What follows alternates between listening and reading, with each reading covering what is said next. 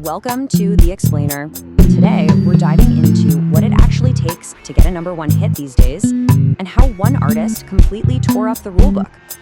To really get a handle on this, we've got to rewind to a moment in October 2022 that sent, well, some pretty big shockwaves through the entire music industry.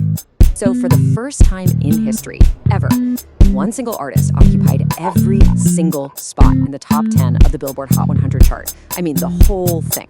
So the big question is, how on earth did this happen?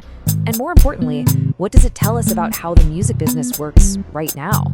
The answer, well, it shows a massive shift in how everything operates. First things first, we gotta understand that the whole idea of what a hit song even is has totally changed. You know, back in the day, you bought a CD or a single, and that was it, one purchase. Now, it's all about streaming numbers, viral TikToks, and repeat listens. Think about it. A single fan just playing a song on a loop can now directly influence the charts. That's a power that just didn't exist before. In that moment in 2013, that was the real game changer. It wasn't just some tiny rule change. Nope.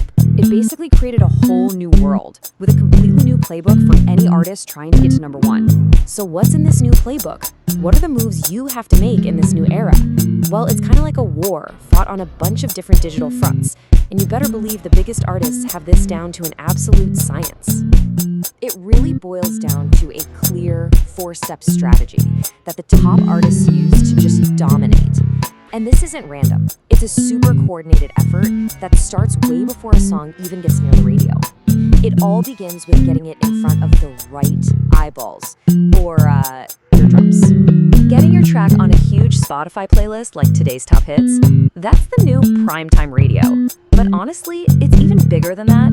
It's like a direct IV drip of your song into the ears of millions of people who are literally there looking for their next favorite track. And that brings us to step 2, going viral. I mean, you don't need a multi-million-dollar marketing campaign anymore if you can just catch fire on social media. A simple 30-second clip on TikTok can create a monster hit faster than any old-school ad campaign could even dream of. And then there are remixes. These aren't just for fun anymore. They are a serious core strategy. Every single version, the sped up one for TikTok, the slow acoustic one, the one with a guest feature, all those streams get bundled together and count for the original song. It's a genius way to keep the numbers climbing.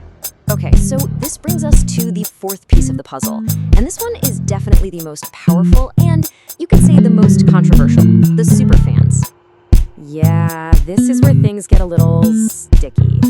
A lot of people online are talking about these super organized fan campaigns designed to just, rocket a song up the charts. The debate is this a real measure of how popular a song is, or is it just a sign of how organized a fan base is?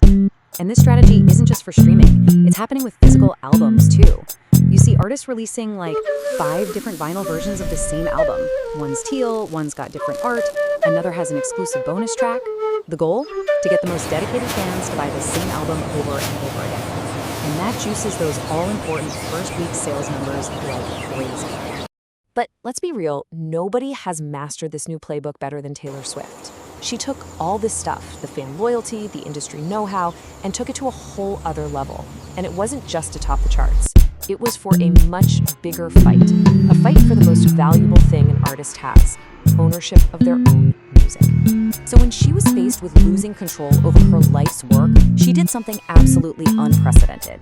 She decided to re-record her entire old catalog. She got her massive fan base on board to stream the new versions, which cleverly devalued the old recordings and ultimately gave her back control. I mean, what a power move, right? It was this perfect storm of incredible fan support and just brilliant business strategy. A total masterclass in using the rules of the new music industry to take back your own story, your own legacy. So after all that, we're back to the big question. In this new world, what does a hit song even mean anymore? And this really gets to the heart of the debate about this new system. Are today's charts actually a better reflection of what people are listening to? Well, there are 2 ways to look at it. On one side, you could say, yeah, this is way more democratic. It shows what we're actually playing day in and day out, not just what we bought one time. But the other side says, hold on a second. They argue the whole system can be gamed by highly organized fans, and it ends up rewarding the quantity of plays, not necessarily the number of people listening. And that leaves us with one final thing to think about. The line between just being a listener and being an active part of a song's promotion is getting blurrier every day. The very idea of popularity is changing right in front of us. So the question isn't just about what we're listening to anymore. It's about how we're listening.